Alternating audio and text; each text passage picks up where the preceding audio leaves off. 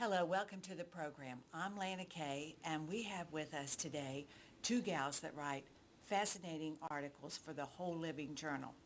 It's published every other month, and I never miss their articles. One from last year I especially liked, and we're going to discuss that article today. They wrote, Find the Fire. In other words, find your passion. Please welcome to the program Francine Haydon. Welcome, Francine. Hi, Lana. Glad to be here. And Patricia Garry. Hey, Lana. Welcome, Patricia. So let's get right to this article. First paragraph captured me. It will you too.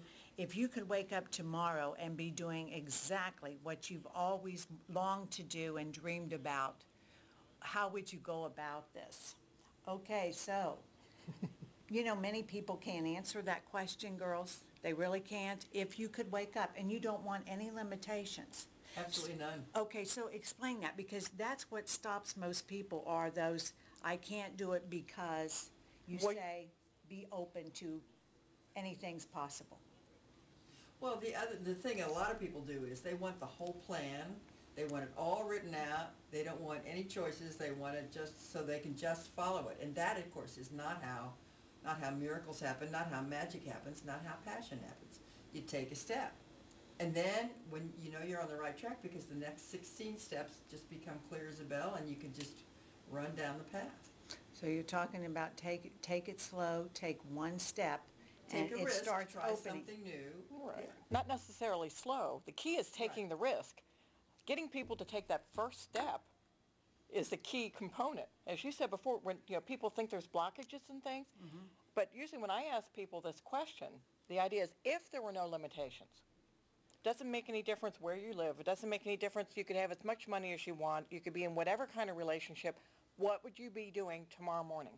And most people can't even answer that. I know that. And that's sad. Yes. Because they're never going to find their passion if they don't even know what they're looking for. Okay. So you think that most people are probably stuck. Most people aren't living their dream. 98.76%. Because they think it's not possible. Because they can't even think in those terms. Well, a lot of times they just put too many parameters around it. Like she was saying, take one step. The idea is they think eventually, someday I'll do this. Someday, but I'm not ready for this yet. Or I don't. People don't understand that the universe is on our side.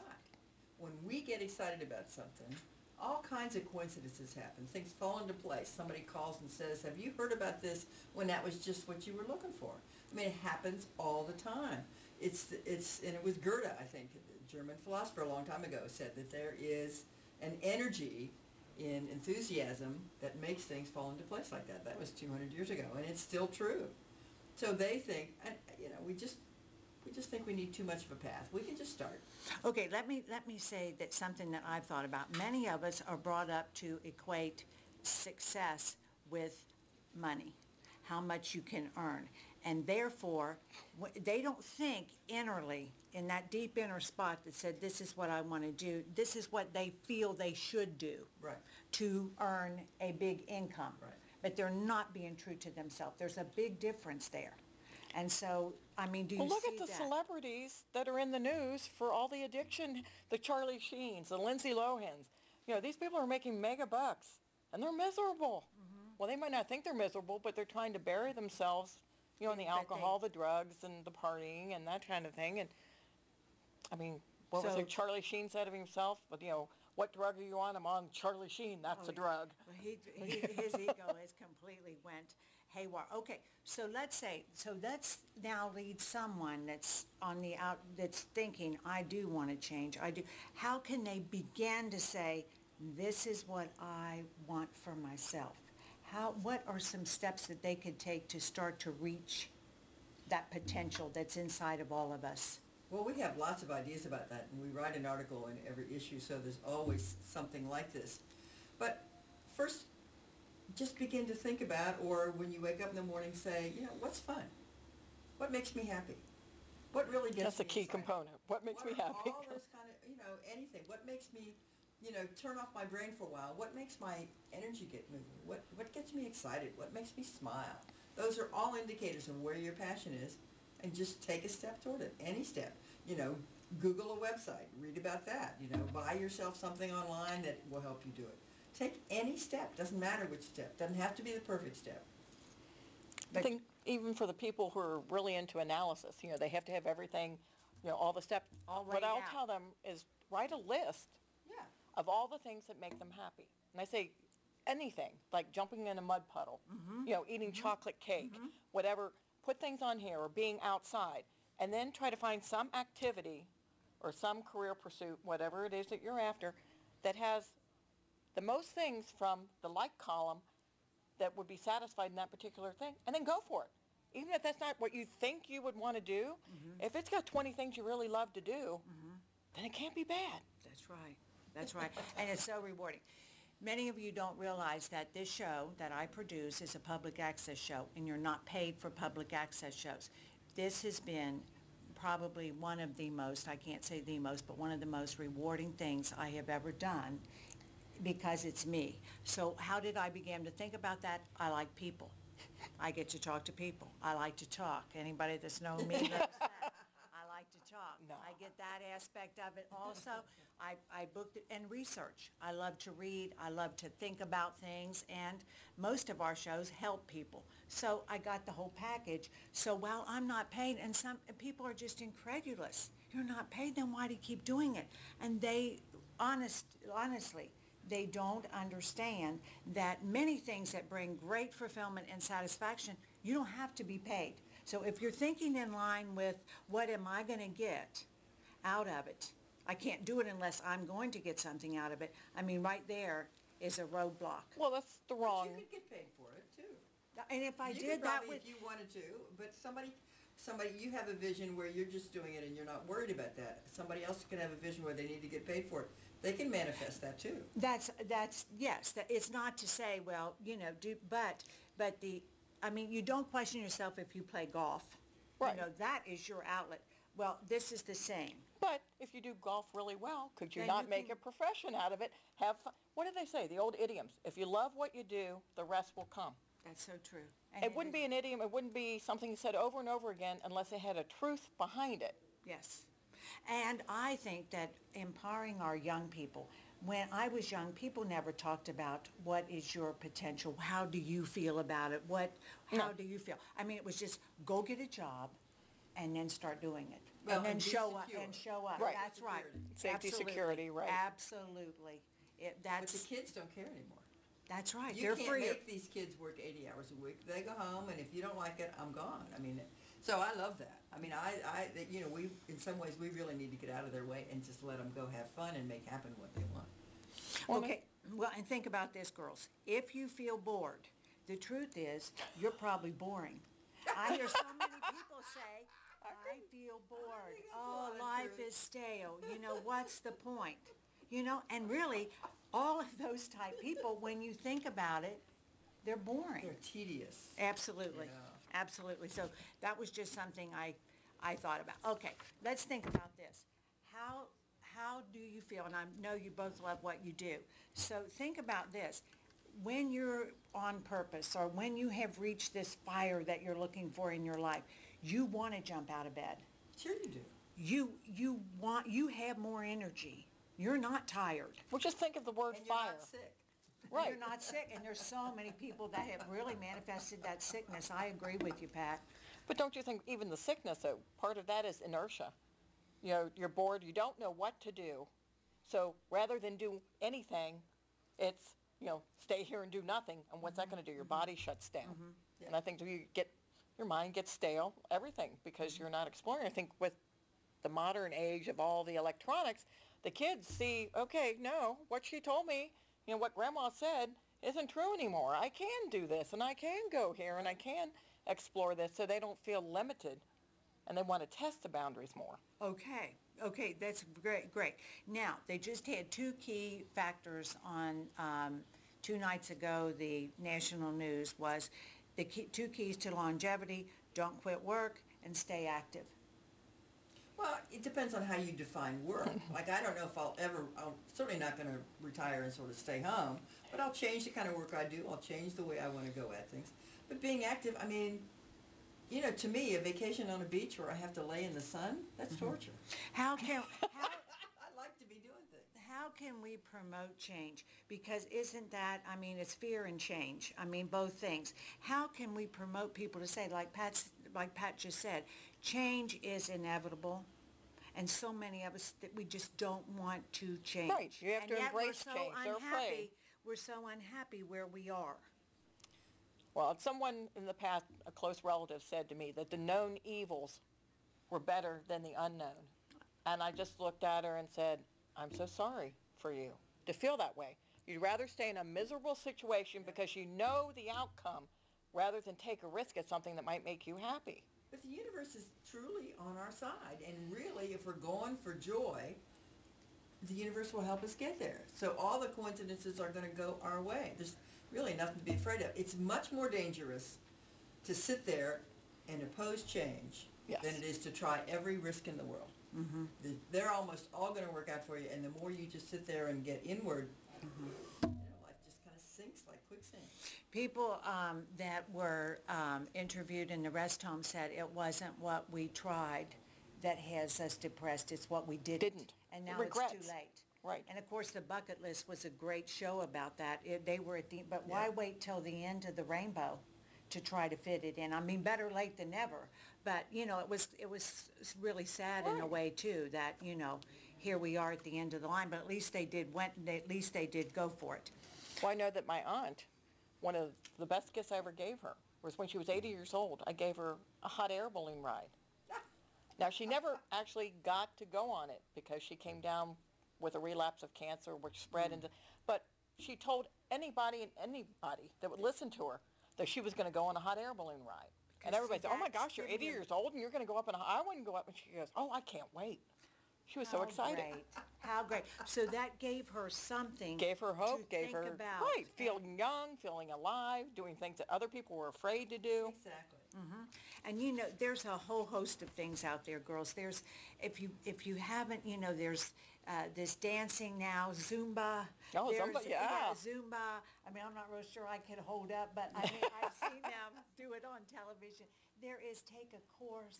Well, you can go down on the square every Thursday night in the summer and get salsa lessons. Salsa lessons, Have yes. my Yep, friends free on the about it. square, yeah.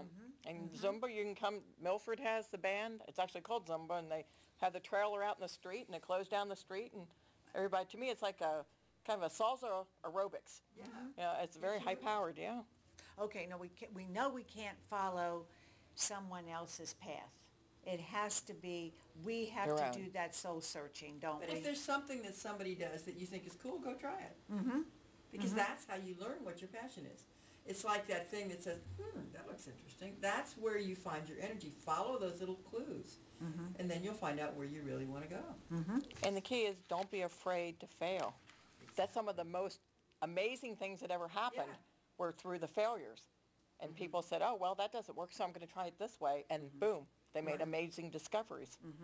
Because they really didn't fail. No, they just didn't They achieve had- the one thing they were going for in that That's particular right. aspect. They just learned another lesson. Yeah. Whoops, we'll try it another way. Well, I think like most of the vaccines and things were byproducts of looking for something else, and all of a sudden they discovered the cure for polio. That type of thing. Exactly. Now, this is tough for me. Behave as if your goals have already been achieved. I know, okay. We now- noticed that, yes. Yeah. Speak and act in the present. Be confident and go after what is important to you. So how do we do that when we're not there? You pretend. You play. Or you say Be it nicer. lighthearted. I say lie to yourself until you believe it, Okay. Or Hillary says, fake it till you make it. right? It's the same thing. It's all the same. Sure. And there's a lot of things out here you'll read about the I am. And the idea is not I want to do this, I wish to do this, someday I will. It's I am, I have. It's in the present. You act as if it's already happened until you make it happen. I am a really groovy chick. And then that turns into a real Sure. self-belief and you feel like you And get people help. will get energy when I walk in a room. They get energy, and that's a good thing. When Francine walks in a room, you can just see it light up. It's all. It's all how But you're... But if we didn't believe it, then it couldn't happen. So And we that help boils, ourselves by yeah. we use our minds against ourselves by looking at the worst case scenario instead of imagining the best case scenario. Keep your eye on that ball, not on this little ball You know, it's bouncing down to nothing. But not putting down corporate per se, but the idea is everything you look at is what is the worst case scenario? What are the most horrible things that could happen instead of, but if we do this, these wonderful things, and this might be a possibility, but that's definitely, you know, the 1 out of 1,000. Okay, as a human being, you're gifted with free will. You have the ability to make your own choices, and only you can do that. See, a lot of people do wait for somebody else. They're waiting. Right. They're waiting for something to happen. And then they're 70. And nothing's happened. Because it goes by fast. Well, it goes by fast, or they've been taught to be quiet, behave, and do as you're told. And when you get in that little mold, you don't step out of the box because you're afraid of being reprimanded or something bad will happen. And that, you know, it's a kind of an old-fashioned concept. So if they just get out of the box. When you tell your clients only you can make yourself happy, do they resonate with that? Do they agree with you, or do they say, no, you know, it's because of such and such that I'm in this? I would say yes, yes, and yes. Depends on where they are, how fed up they are, and what kind of changes they're willing to make, And don't you? I just tell them, you know, that's what you're believing. If you believe that it's going to be hard to do, it'll be hard to do. So instead of saying that, say, boy, this is going to be a breeze. I can just see that it's going to be so much fun. But if I think it's going to be hard, it will certainly find a way to be hard. So this is all kind of part of the secret. Is this going clear back to Norman Vincent Peale and the power of positive thinking? Oh, back way beyond that. Way yeah. back in there. And It's just everybody finds new way to paraphrase it, new way to make it a hip phrase. I still go back to Mike Dooley when we keep talking about the power of the mind. Thoughts become things. So choose the good ones. So why choose the bad ones? Quit thinking about bad Chicken stuff. Little and, you know, the sky is going to fall. Well, no, it's going to be beautiful today. Yeah. So find the fire in your life. So if we can wake up tomorrow, we are going to keep our eye. We have to empower ourselves. It can be some silly little thing. You just would be amazed.